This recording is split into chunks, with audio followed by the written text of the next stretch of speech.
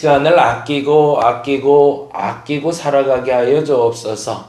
시간 순간순간을 하나님과 동행하며 하나님이 주신 달란트와 하나님이 주신 헌신과 열정과 그 모든 것들을 쏟아낼 수 있는 시간이 더 많아지게 하여 주옵소서. 이 소중한 시간을 우리가 허비했을 때 하나님 앞에 악하고 게으르다 소리 듣게 될진데, 하나님 이 시간이 하나님 앞에 거룩하게 드려지게 하여 주시옵소서. 하나님 이번 주말에 또 여수를 다녀오는 식구들이 있습니다. 주께서 기억하시사 오가는 길에 안전을 지켜주시고 모쪼록 만나는 사람들, 만날 사건들, 시간들 모두가 복되게 변화되게 하여 주시옵소서. 또한 다음 주 한 주간 수련회에 참석하는 이들도 있습니다. 하나님 2박 3일의 시간 동안 뜨거운 열정으로 주님을 경험하게 하여 주시고 주님을 만나고 돌아올 때 그 기쁨으로 정말로 환영받으며 돌아올 수 있는 소중한 시간이 되게 하여 주시옵소서. 시간이 하나님의 은혜인 줄 믿습니다. 내게 주신 이 시간을 복되고 귀하게 사용할 수 있는 지혜를 허락하여 주시고 그 지혜에 따라 온전히 열정과 헌신을 가지고 살아가게 하여 주시옵소서. 고민 가운데 병 가운데 주께서 허락하신 시간에 기도하는 이들의 기도도 주께서 응답하여 주시고 회복시켜 주시옵소서. 감사합니다. 고마우신 예수 그리스도의 이름으로 기도드렸습니다. 아멘. 아멘. 사도행전 5장에 있는 말씀 계속 보고 있습니다. 5장 17절에서 32절까지 말씀 오늘 같이 봅니다. 사도행전 5장 17절에서 32절까지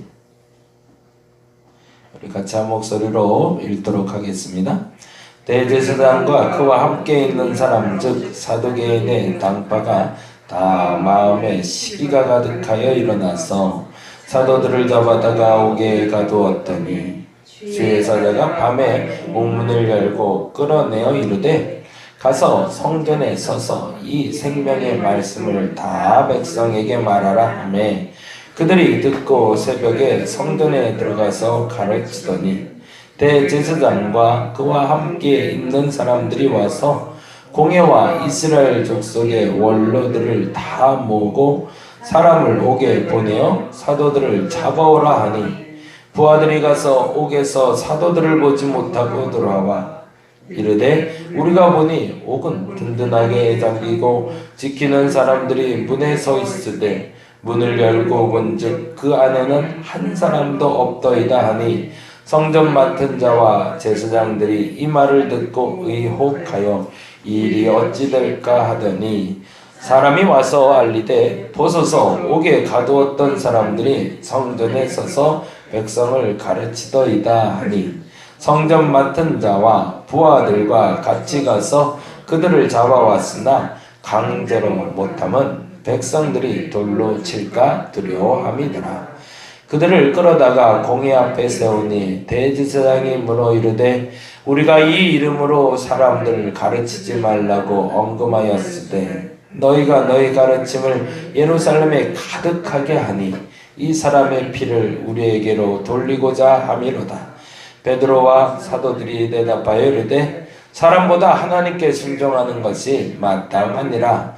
너희가 나무에 달아 죽인 예수를 우리 조상의 하나님이 살리시고 이스라엘에게 회개함과 죄사함을 주시려고 그를 오른손으로 높이사 임금과 구주로 삼으셨느니라.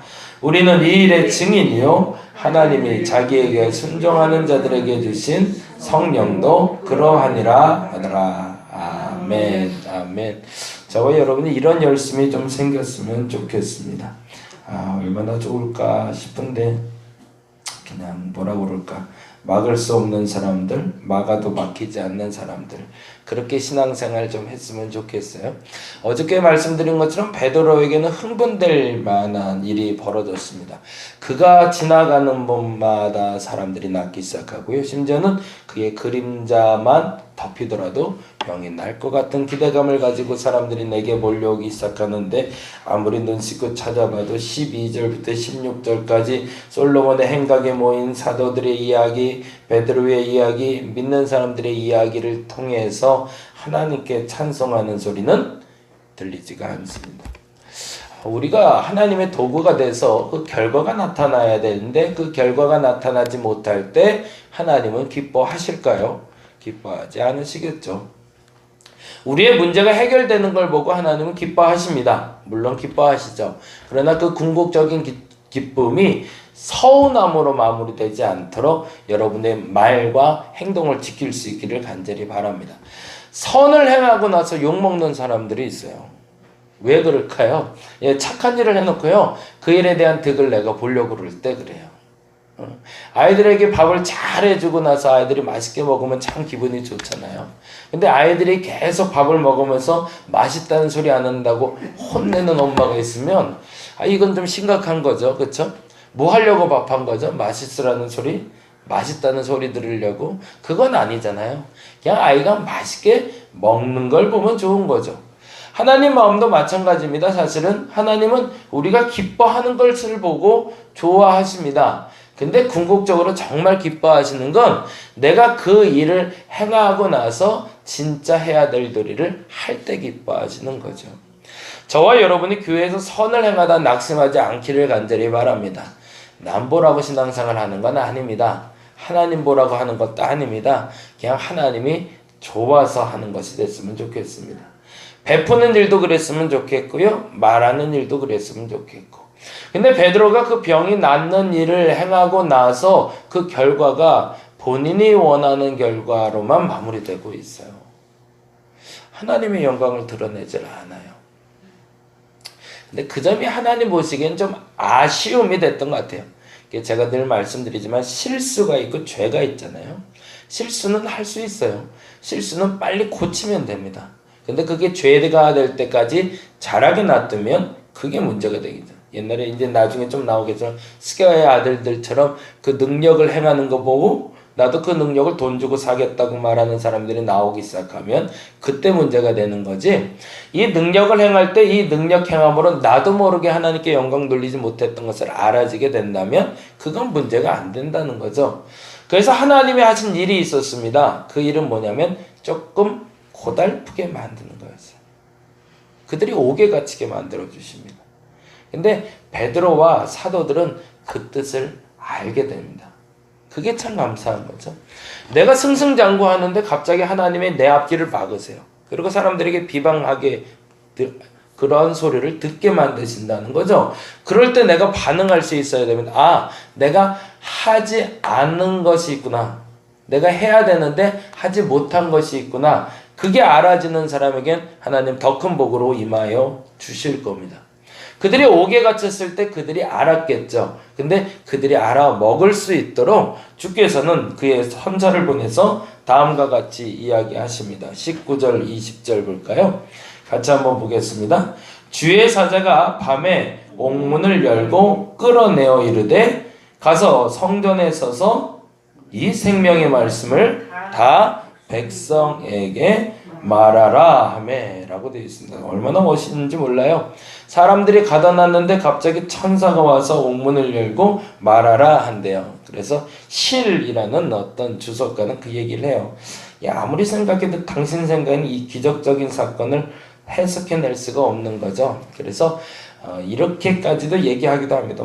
그 말도 틀리지는 않은 것 같은데 간수들 중에 그 누군가가 회심을 했다는 거죠. 그분 표현은 그래. 그분 표현은 간수들도 많이 있었는데 그 간수들 중에서도 예수 믿는 사람이 생기지 않았겠는가. 그래서 그 지키는 간수들 중에 누구 하나가 다들 몰래 쉴 때 몰래 와서 주의 사자를 대신해서 그들을 풀어줬다라는 얘기를 하기도 합니다. 근데 그렇게 성경 믿을 거라면 굳이 열심히 그렇게만 보면 되겠지만 우리 있는 그대로 믿었으면 좋겠습니다. 천사가 역사에서 오게 열릴 수도 있다라는 전제 속에서 성경을 보면 참 좋겠어요. 제가 이 말씀을 보면서 그랬는데요. 어찌됐든 우리에게 일어나는 일들 중에 사람들이 막으려고 해도 막지 못하는 이유가 있습니다. 그리고 나서 담대히 그 생명의 말씀을 전하라라고 얘기하시죠. 지금 이 자리에서 베드로에게 가서 다시 병자들을 고치라라고 하지 않습니다. 기적을 행하라라고 하지 않습니다. 너희가 옥에 갇힌 이유가 병자들을 낫게 해서이니 또 가서 병자들을 고치라 하지 아니하고 생명의 말씀을 전하라 하십니다. 그리고 더 재밌는 건 그들이 말씀을 전한 시간인데요. 21절에 보면 이렇게 되어 있어요. 그들이 듣고 언제요? 새벽에 갔대요. 이게 멋진 순종이죠. 그날과 그 시를 정해놓고 사람들이 모일 때 혹은 들어야 될 사람이 있을 것 같을 때가 아니라 주의 말씀이 임해서 그 생명의 말씀을 전하라 하니 듣는 사람이 있던 듣는 사람이 없던 그 자리에 서서 그 말씀을 전파하기 시작한 거죠. 근데 더 멋있는 단어는 24절, 25절입니다. 같이 한번 볼까요? 24절 보겠습니다. 성전 맡은 자와 제사장들이 이 말을 듣고 모였대요. 의혹하여 이 일이 어찌 될까 하더니 거기다 줄을 쳐놓죠. 이 일이 어찌 될까. 저와 여러분의 움직임을 보고 사람들이 이렇게 말할 수 있기를 간절히 바랍니다. 사람들이 궁금해요. 왜 궁금할까요? 앞으로 미래를 알 수가 없어요. 그래서 저는 제목을 그렇게 정했는데 알 수 없는 직진이라고요. 잘 모르겠는데 자꾸 앞으로 가져요. 아무도 안 도와주는데요. 정말 사통팔달 다 막힌 것 같은데 서보면은 또 앞으로 가 있어요. 저와 여러분에게 그런 역사가 있기를 간절히 바랍니다. 안 될 것 같은데요. 돼요. 막힌 것 같은데요. 뚫려 있어요. 갇힌 것 같은데 열려 있어요. 그 알 수 없는 직신이 일어날 때가 있습니다. 성령께서 나로 말미암아 앞으로 가게 만들어 주실 때가 있어요. 사람들이 그래서 이야기해요. 저 사람들이 어떻게 될까? 그거는 두려움이기도 하지만 기대치이기도 하죠. 그러니 이들이 앞으로 나간 데 있어서 그 관원들이 막지를 못합니다. 그리고 나서 다음과 같이 되어 있죠. 25절 말씀 보겠습니다. 사람이 와서 알리되 보소서 옥에 가두었던 사람들이 성전에 서서 뭐하고 있다고요? 백성을 가르치더이다. 그리고 26절에 이렇게 되어 있습니다. 성전 맡은 자가 부하들과 같이 가서 그들을 잡아왔으나 강제로 못하면 백성들이 돌로 칠까 두려워함이더라. 백성들의 마음을 벌써 알게 된 거죠. 근데 그 이유에 대해서 29절에 다음과 같이 이야기합니다. 29절 읽어봅니다. 베드로와 사도들이 대답하여 이르되 뭐라고요? 사람보다 하나님께 순종하는 것이 마땅하니라. 그 어느 날 저와 여러분의 앞길에 막막하고 움직이지 않는데 하나님께 기도하는 순간 하나님이 직진하라 하실 때가 있습니다.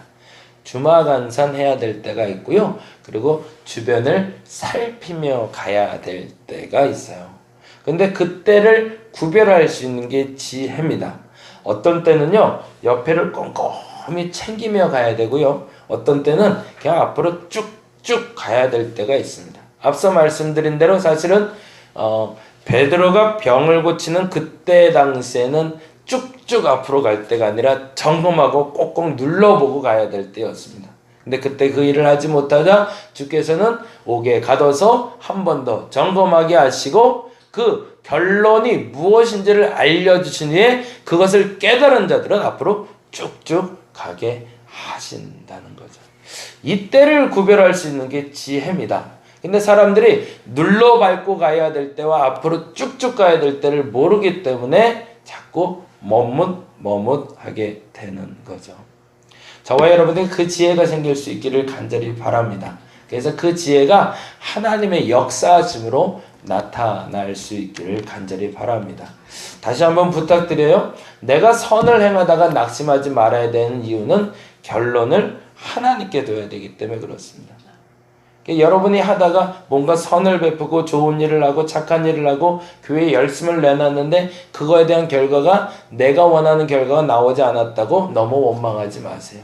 그럼에도 불구하고 알 수 없는 직진을 시킨다면 감사하고 앞으로 쭉쭉 나가시기 바랍니다. 그러다 때로 하나님이 갑자기 딱 앞길을 막으실 때 그것이 지려밟고 가라는 것이라면 무엇을 지려받고 가야 될지 내가 무엇을 잘못하는지를 알아서 그 시간을 잘 운용할 수 있는, 그래서 그 시간을 살아내게 할 수 있는 저와 여러분 됐으면 좋겠습니다. 마지막으로 하나 팁 드리면, 결국에는 하나님이 나를 가지고 평가하실 때 무엇을 남겼느냐를 보시지 않을 겁니다. 그 시간을 어떻게 살아내고 있는가를 보실 겁니다. 죽어있는 시간을 살아내는 것이 아니라 살아있는 시간을 남길 수 있는, 그래서 그 살아있는 시간이 여러분의 내일을 보장할 수 있는 그 시간을 살아내는 저와 여러분 되시기를 간절히 바랍니다. 기도하겠습니다. 하나님, 우리에게 주어진 시간은 한정적입니다. 이 한정적인 시간을 어떻게 살아내느냐에 따라서 하나님 앞에 착한 종, 때로는 악하고 게으른 종이 될 겁니다. 하나님, 내게 주신 사명, 생명의 사명, 그 사명대로 살아가게 하여 주시옵소서. 때로는 지려밟고 가야 됩니다. 꼭꼭 눌러 담고 가야 됩니다. 그런데 어쩔 때는 자꾸 그런 거 신경 쓰지 말고 앞으로 쭉쭉 가야 될 때가 있습니다. 지금은 어떤 때인지 알게 하여 주시옵소서. 사람마다 분명 다릅니다. 주변의 것들을 신경 쓰지 말아야 된다고 말할 때가 있고, 주변의 것을 신경 쓰며 가야 될 때가 있습니다. 그때가 언제인지 구별할 수 있는 지혜를 허락하여 주시옵소서. 그러나 무엇보다 제일 중요한 것은 하나님, 그 결론은 무조건 하나님이어야 됩니다. 그 결론이 내가 되지 말게 하여 주시옵소서. 병자도 낫으면 좋겠습니다. 기적도 일어났으면 좋겠습니다. 행복한 일이 많았으면 좋겠습니다. 근데 그것의 결론은 하나님이셔야 됩니다. 그 결론이 내가 되지 않게 하여 주시옵소서. 감사합니다. 고마우신 예수님 이름으로 기도드렸습니다.